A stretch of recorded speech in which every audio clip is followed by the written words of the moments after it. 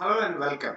We are on page number 59 of chapter 5. This is unit 2 of the chapter 5 wherein we are learning about value of supply. This class we have to start with the topic payment made to third parties by the recipient on behalf of the supplier in relation to the supply.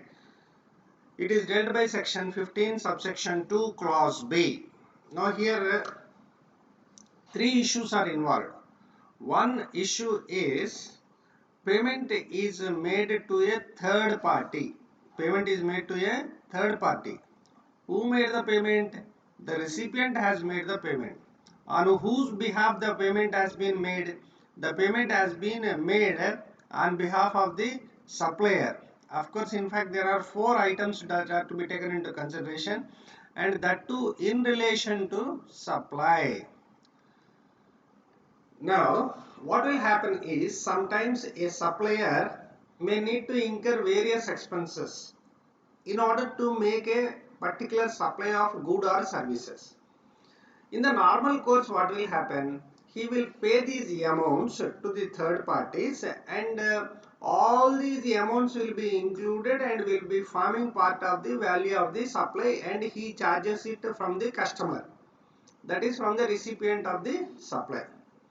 However, sometimes what will happen is the recipient of the supply or the customer makes a direct payment to the third parties. Now, the supplier, if he does not include this amount directly paid by the recipient of supply to the third parties which he has made, if it is not included in the bill of account by the supplier,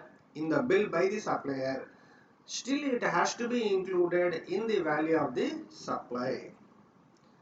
Now, we have to understand that the amount paid by the recipient to the third parties will be added to the value only when the supplier is under contractual liability to make payment to such third parties, and the said amount is in relation to the supply.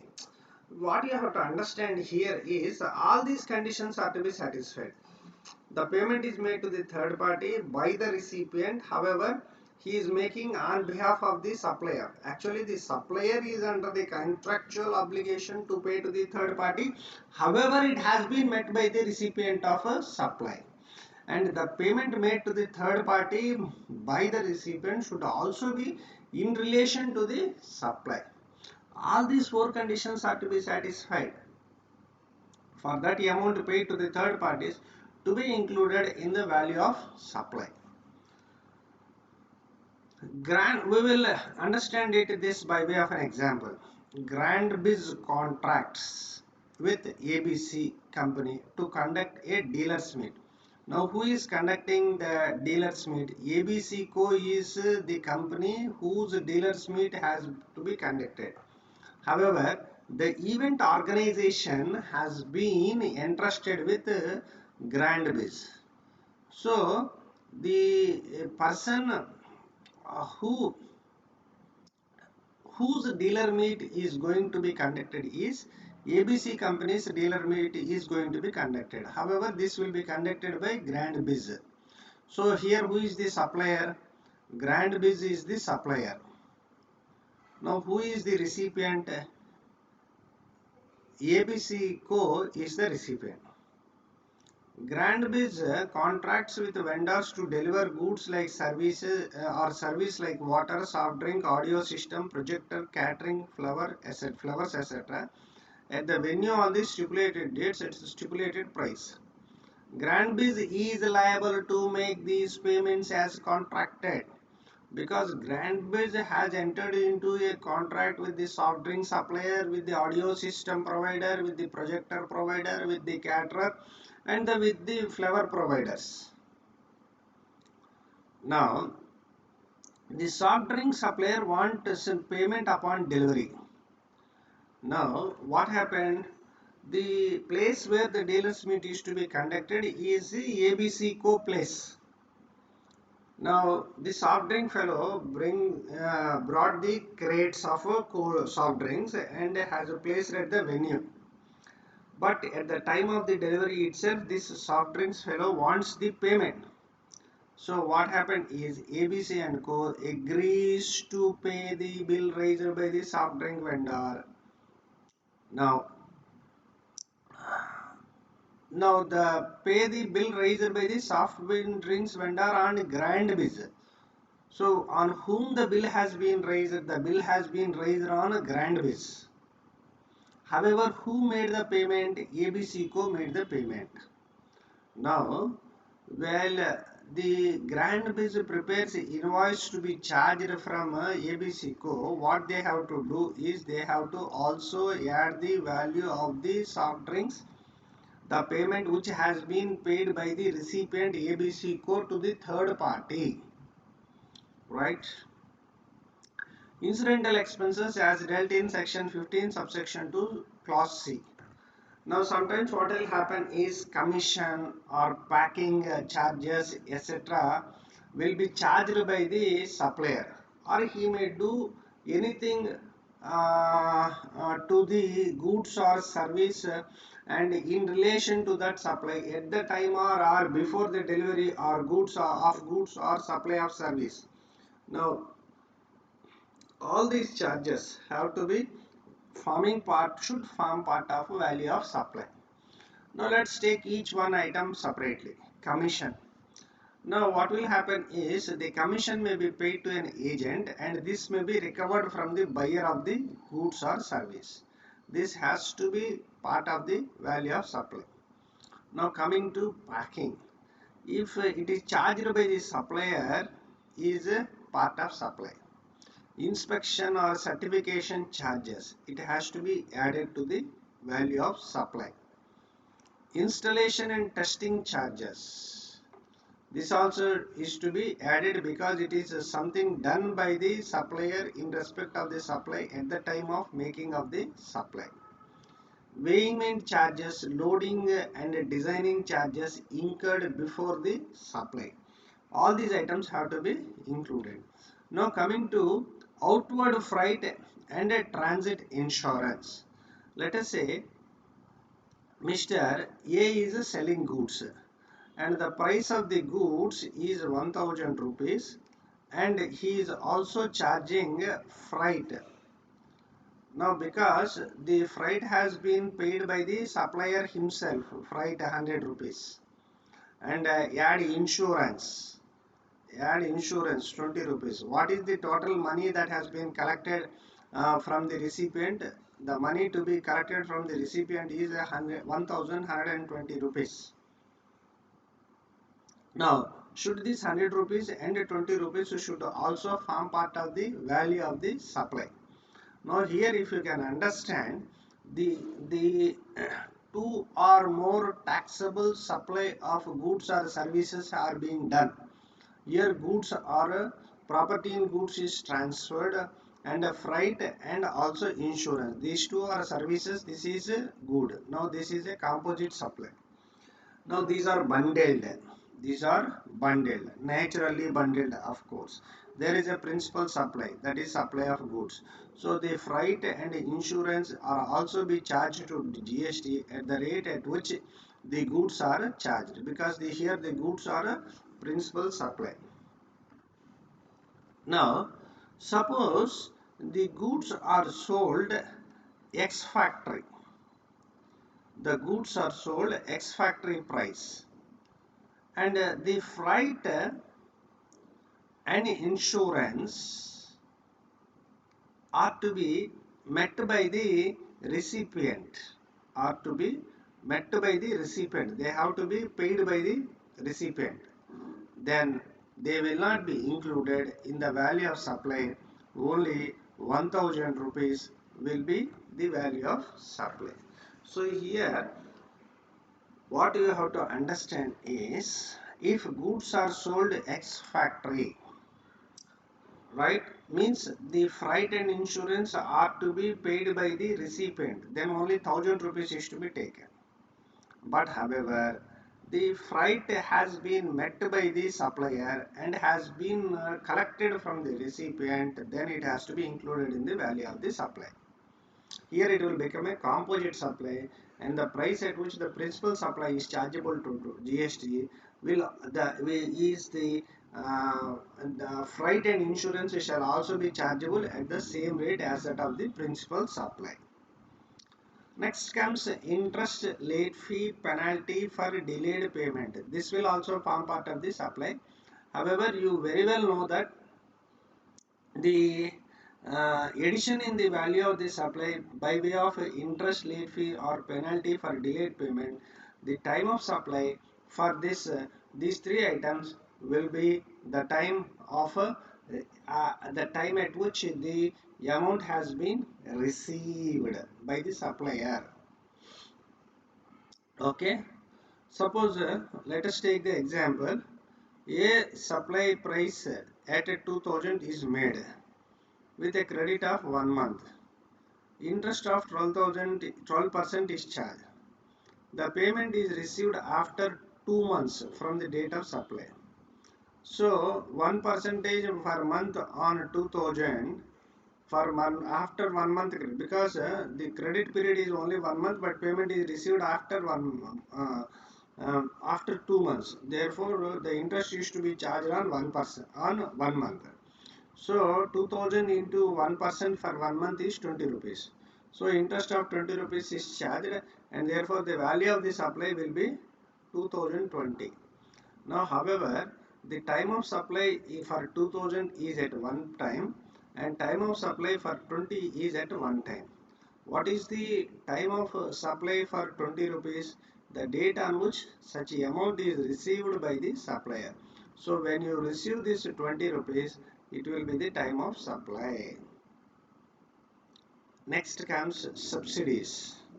Subsidies will also form part of your value of supply. However, where the subsidies are given for meeting, where the subsidies are given by the central government or state government, then that will not be forming part of your supply, value of supply. Now, to whom the subsidy has to be, by whom the subsidy has to be received? The subsidy has to be received by the supplier. Okay. Now, why subsidy will be given? Subsidy will be given to keep the price of that service or good at a low level. Now, if the subsidy is given by the state government or the central government, then the value is to be determined after adjusting the subsidy. If the subsidy is given by a person or entity other than the central or state government, then you should not exclude that subsidy from the value of the supply. Okay. Now, to whom this subsidy has to be added?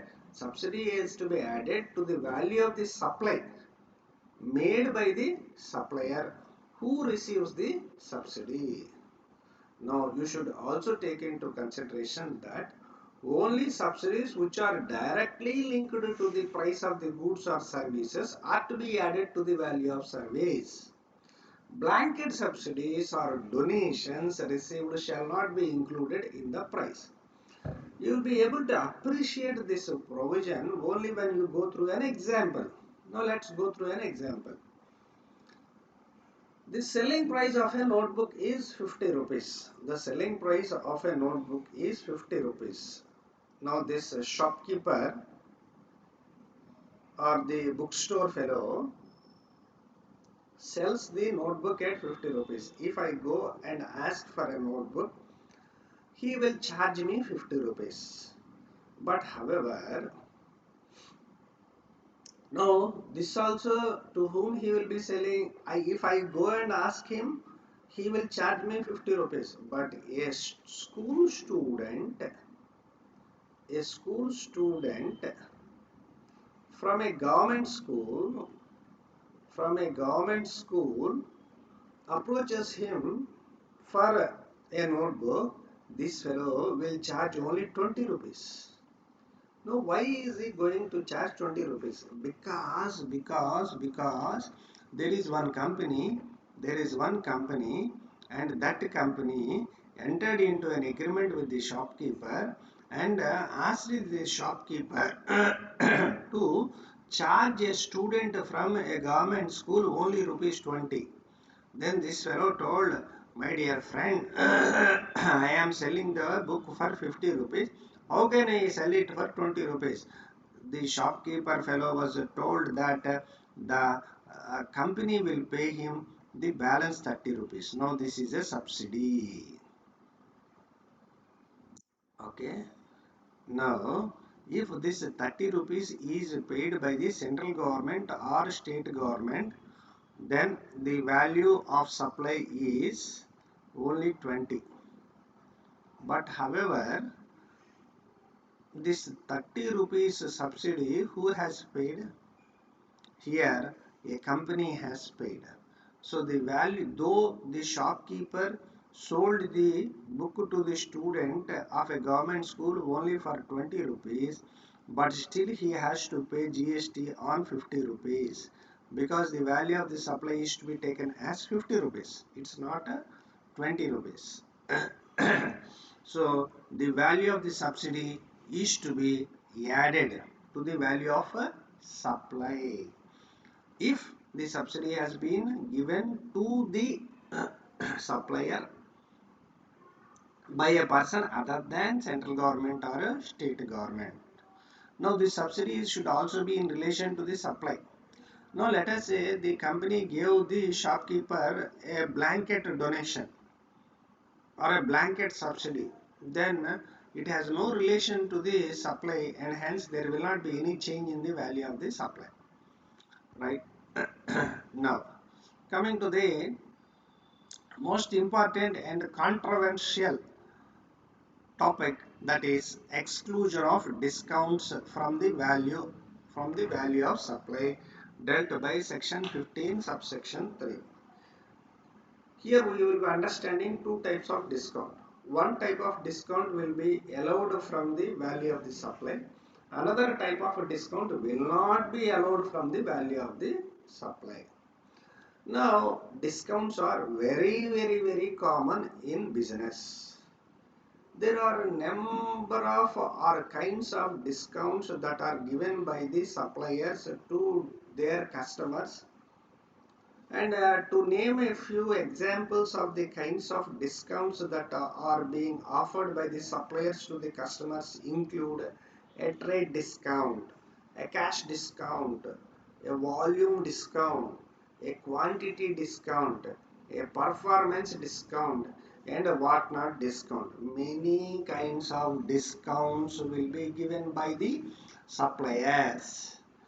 Now, the mute question is whether that discount is to be reduced from the value of the supply or not, is a question. Normally, a discount has to be reduced from the value of the supply because in the normal circumstances under section 15 subsection 1, the value of the supply is the transaction value, where the transaction is between two unrelated parties and the price is the sole consideration, right? So normally it has to be allowed or reduced from the value of the supply, but all kinds of discounts can't be reduced from the value of the supply. Only those kinds of discounts which are prescribed under section 15(3) means the section 15 subsection 3 provides certain conditions. Only those discounts which satisfy the conditions as given in section 15 subsection 3 alone are allowed as a deduction from the value of the supply. Now, what are the conditions that have been prescribed under section 15 subsection 3? Before going into the conditions that are prescribed under section 15 subsection 3, first you understand that can a discount be reduced from the value of the supply?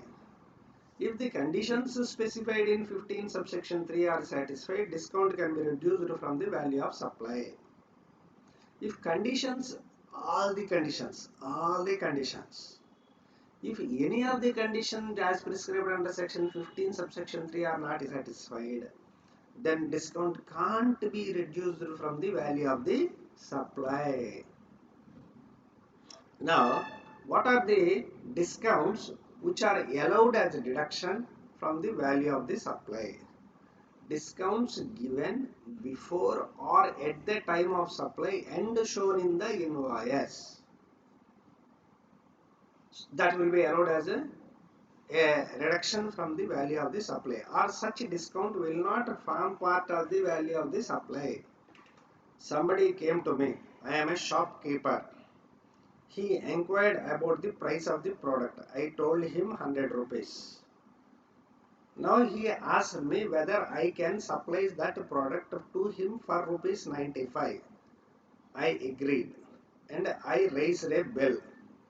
I In that bill I have mentioned that selling price as rupees 100 and discount as rupees 5, and the balance is 95 is the price I charged from that customer.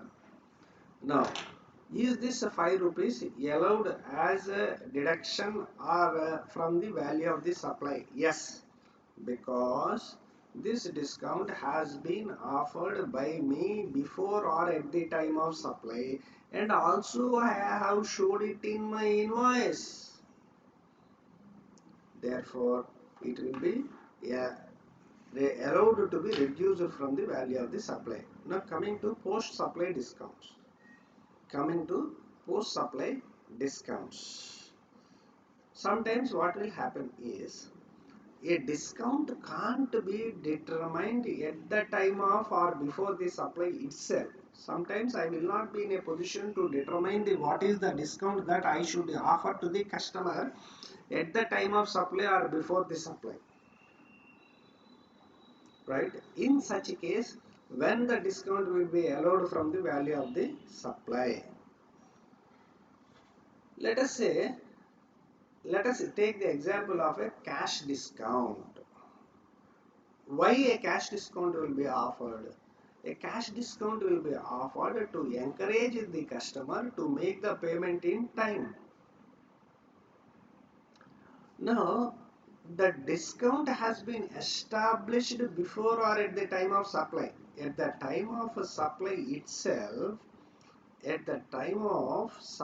itself, we have an agreement wherein the price of the good is 1 lakh, and if the payment is made within 1 month, a discount of 2% will be given, is our contract. I know that I will be offering a discount of 2% if the payment has been received within 1 month. But can I confirmly state that this fellow is going to pay me within 1 month or not? It is dependent, it is contingent upon a happening of a thing in the future. So whether the discount is to be given or not is not known to me at the time of supply or before the supply is made. Let's take another example. Quantity or volume or performance discount.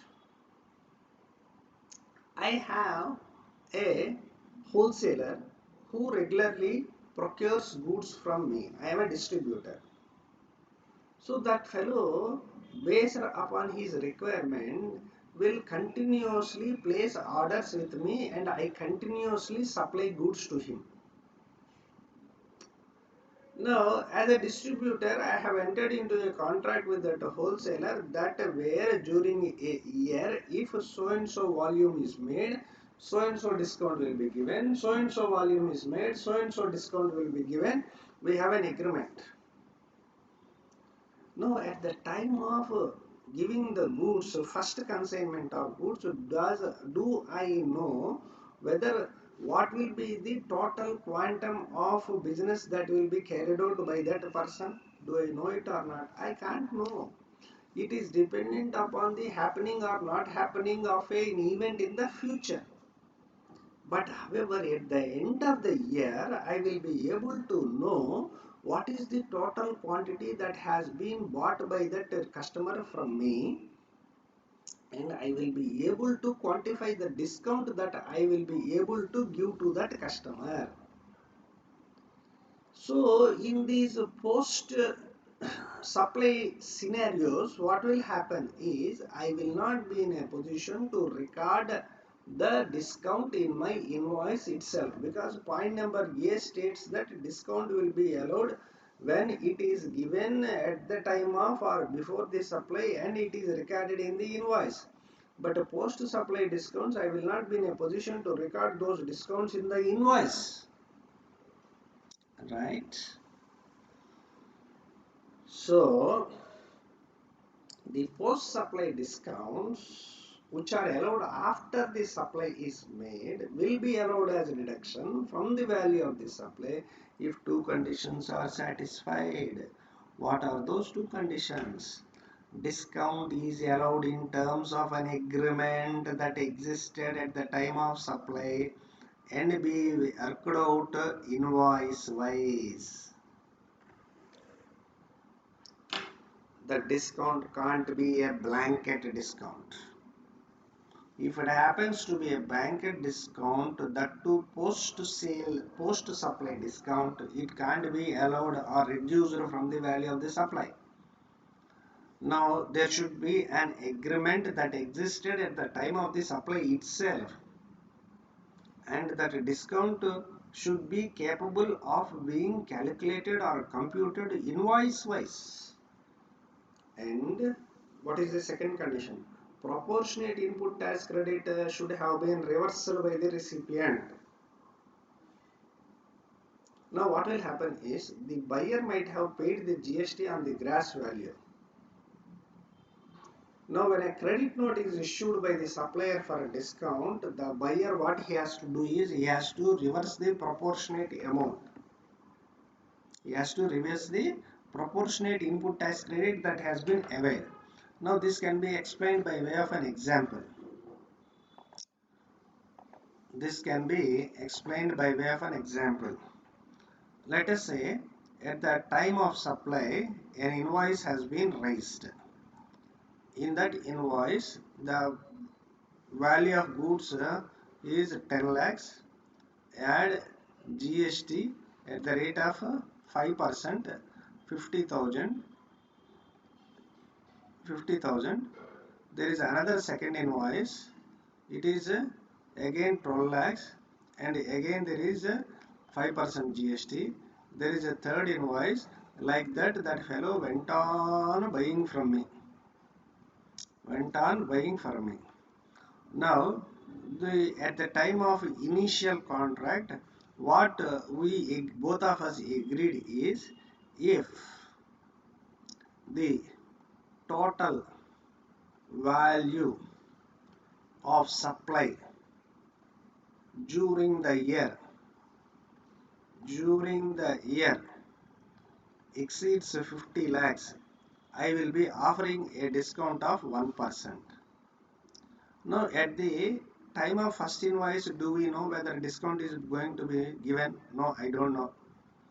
At this invoice, I don't know. At this invoice, I don't know. At this invoice, I don't know. But by this time, I know, because by this time, the value procured by him exceeded 50 lakhs. Now I have to give him a discount of 1%. Now this discount, this agreement should have been made by us at the time of or before the supply has been made.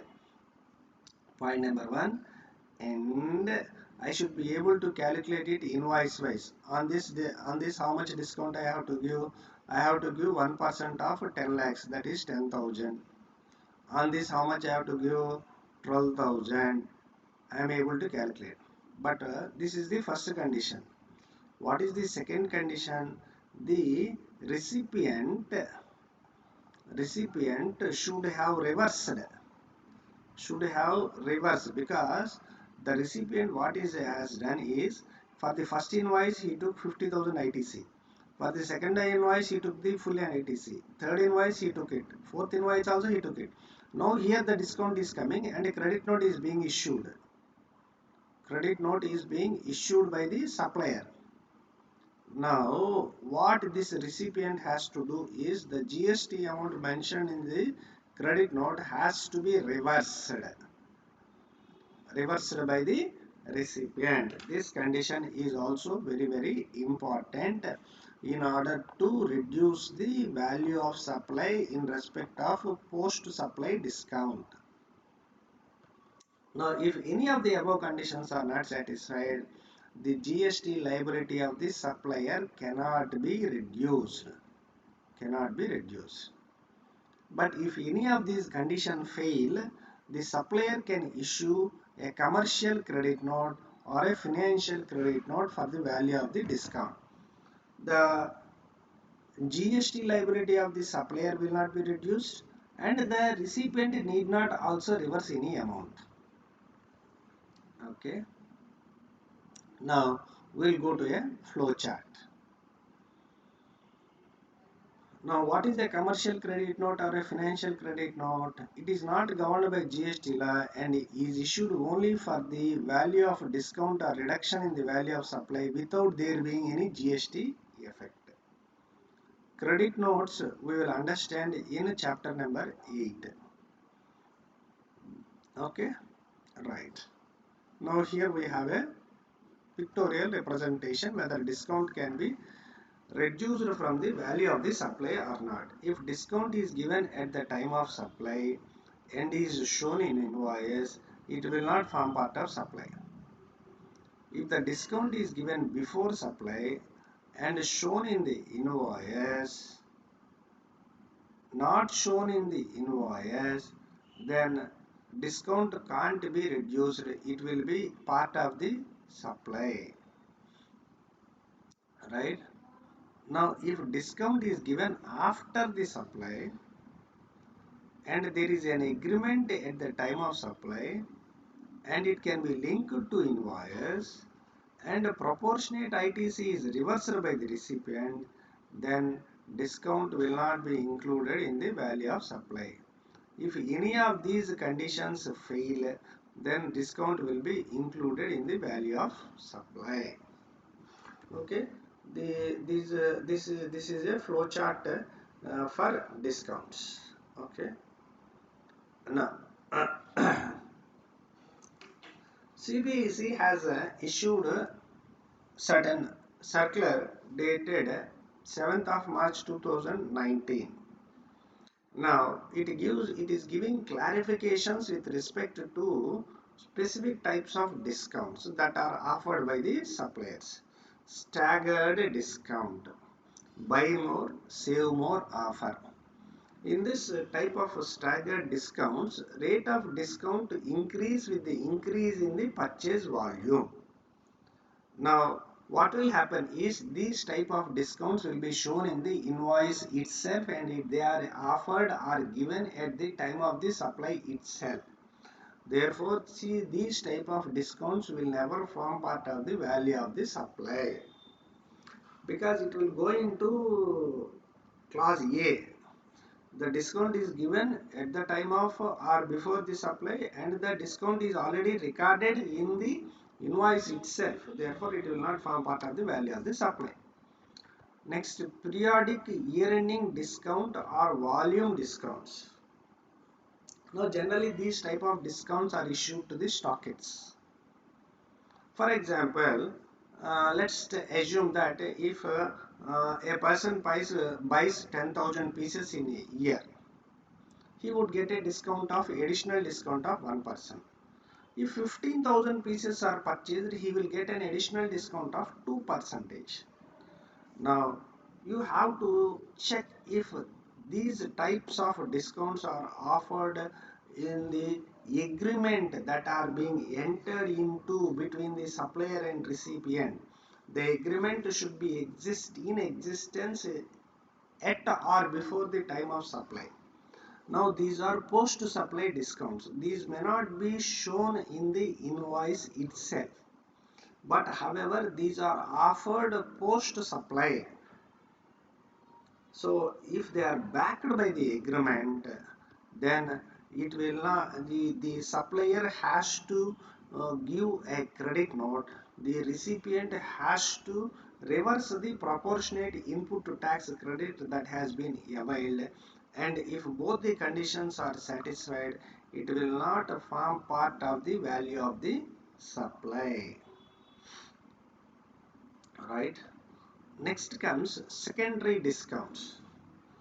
Now these discounts are not at all known at the time of supply, or this discount is made after the supply is already completed.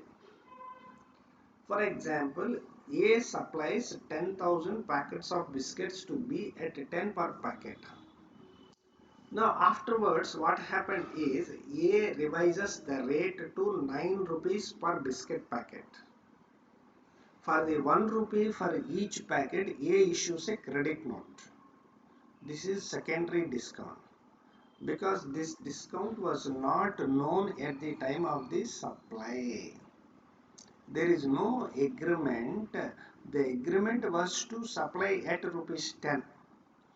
But later on, after the supply is complete, the rate has been revised to rupees 9. Now this revision will not be allowed as a reduction from this value of the supply, because there are this the discount is not known at the time of or before the supply is made. Now for this 1 rupee they have to issue commercial or financial credit note. The liability of the supplier will not be reduced. The recipient of the goods also need not reverse proportionate GST. He need not reverse the ITC also, because the supplier did not reduce the liability. The recipient need not reverse the ITC. The supplier liability was not reduced because of commercial of or financial credit note. The recipient need not reverse the ITC. Let's understand with the help of an example. Royal Biscuit Company gives a discount of 30 paise on list price. For a carton of spice biscuits, in the invoice the list price mentioned is 200, on which discount of 30 is given to arrive at the final price of 140. The value will be 140, because the discount is known at the time of supply itself and it has been recorded in the invoice itself. Therefore, the value of the supply will be only 140 rupees. Now coming to the illustration of post-supply discount, the agreement of Raju Electrical Appliances with dealers is that the purchase of rice cookers over 1000 pieces in Diwali month will entitle them to a discount of 5% per cooker. The quantum of the discount can be determined only at the end of the Diwali month. Okay, right. Now whether this 5% discount is to be reduced? Yes, because at the time of supply itself there existed an agreement that a 5% per cooker will be allowed as a discount if in by the end of Diwali month they sell 1000 pieces or more, or they sell more than 1000 pieces. Now the discount issue was known at the time of supply itself. Now for this a GST credit notice can be issued, and the liability of the supplier can be reduced, and the recipient of liability of the supplier will be reduced, and the recipient of the supply will have to reverse the proportionate input tax credit. Now going to another example. Pink and Blue Private Limited sold goods to Orange Private Limited on 15th January at 50,000 exclusive of taxes and discounts, and charged 9,000 as IGST. The term of supply stipulated that 2% discount will be given if the payment is made within 1 month of the supply. OPL inputs avails input of 9,000 in the month of January and makes the payment for the goods on 10th February itself. So within 1 month they paid. PBPL issues a credit note for 1180, that is 1000 for the value of discount and 180 for proportionate IGST on 11th February. After receiving credit note, OPL reverses the input tax credit of 180 attributable to the discount. Now PBPL can reduce the GST liability of February month, because in the January month it has paid more. So in the February month it can reduce its output liability by 180. Now OPL, how much amount it would have paid? 50,000 plus 9,000 minus 1,000 minus 180. So here what happened is, the discount was known at the time of supply, though it was not recorded in the original invoice. This is a post-supply discount. For a post-supply discount to be allowed as a reduction from the value of the supply, two conditions are to be satisfied. One condition is that at the time of supply itself, the particulars of the discount have to be known, though it may not be quantified. And the second point condition is to be satisfied is, the supplier has to give a credit note and he can reduce his output liability. However, he can reduce his output liability only when the recipient of the supply has reversed the proportionate input tax credit by virtue of the credit note issued by the supplier of supply. Now, when a discount can't be allowed as a reduction from the value of the supply.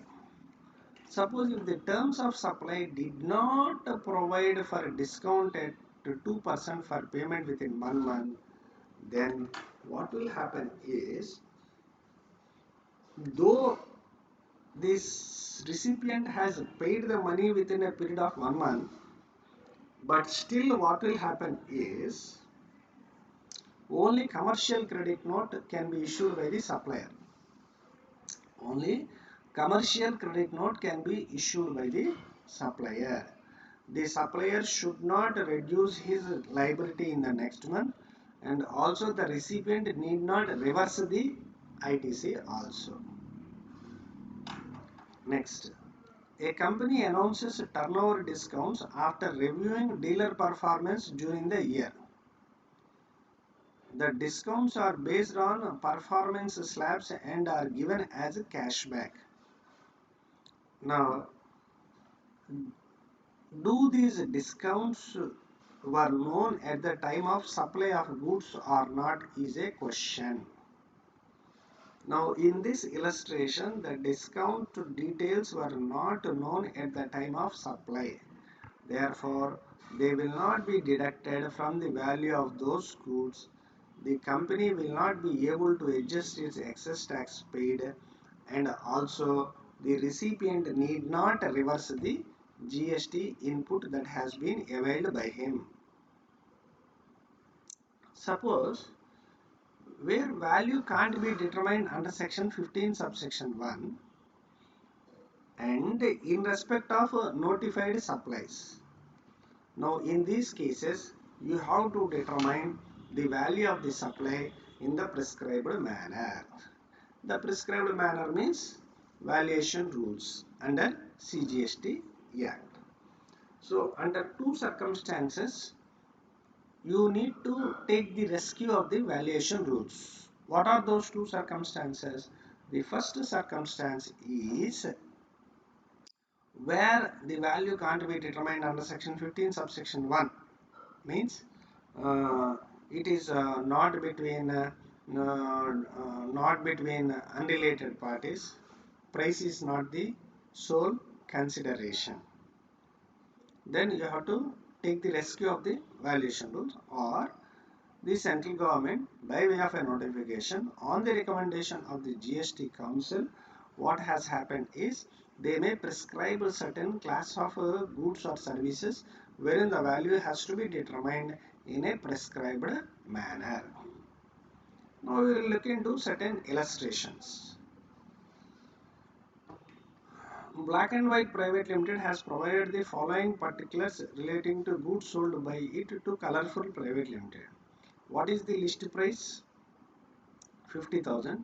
What is the municipal tax levied? 5,000. This has to be added to the value of the supply, because all taxes other than those taxes which have been subsumed into the GST are to be included in the value of the supply.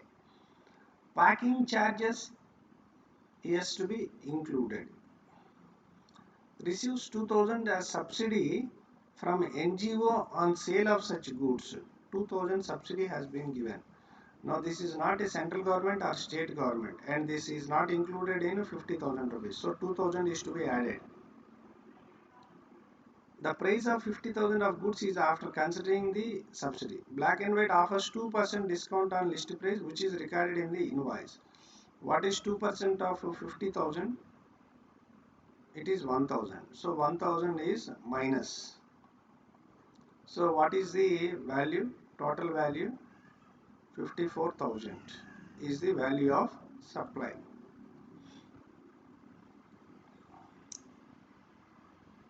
$57. Okay, we got it wrong somewhere. 50,000 plus 5,000 is 55,000, plus 1,000 is 56,000, plus 2,000 is 58,000, minus 1,000 is 57,000. Okay, it is 57,000.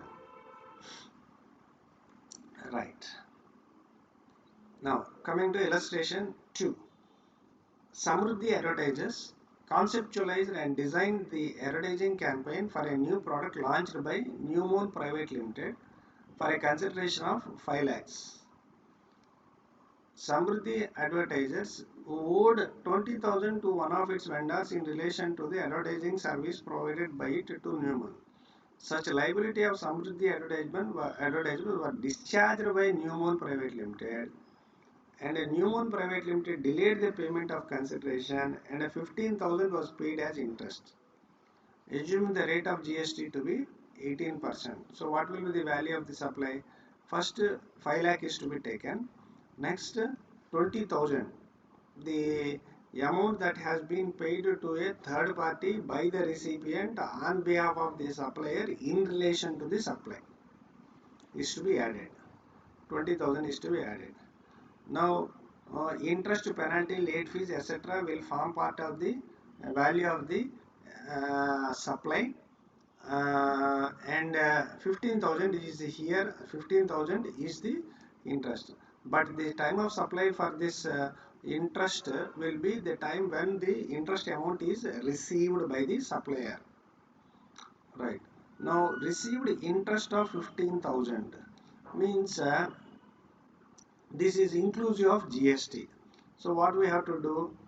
15,000, and the rate of GST is 15,000 into 100 by 118, because the amount received is 15,000, means inclusive of GST. Okay, so 15,000 into 100 by 118. So how much it will amount to? 15,000 divided by 118 is equal to into 100 is equal to 12,712 rupees. So the total value of the supply, will be addition of all these three, that is 532,712. Right. Now here we have a flow chart. Now the value of supply. If price is the sole consideration, yes. Both the supplier and recipient unrelated, yes. Then no. Whether supplier and recipient are related, no. Supply is not a notified supply. Supply is a notified supply, no. Then transaction value. When transaction value is to be taken into consideration, price is the sole consideration, parties are unrelated, and it is not a notified supply. If all these three conditions are satisfied, value of supply is transaction value. If any of this condition fail, then the value of supply is to be determined by virtue of the valuation rules. Means If price is not sole consideration, go to valuation rule. If both the supplier and the recipient are related, go to valuation rules. Now, if it is a notified supply, go to valuation rules. Okay. So friends, with this we have concluded this unit also in this chapter 5. This is let us recapitulate. So all these things what we have learned will be given in tabular and flowchart manner, and here you have test your knowledge. The test your knowledge will be done by us in a separate session. So but for now, see you in next class.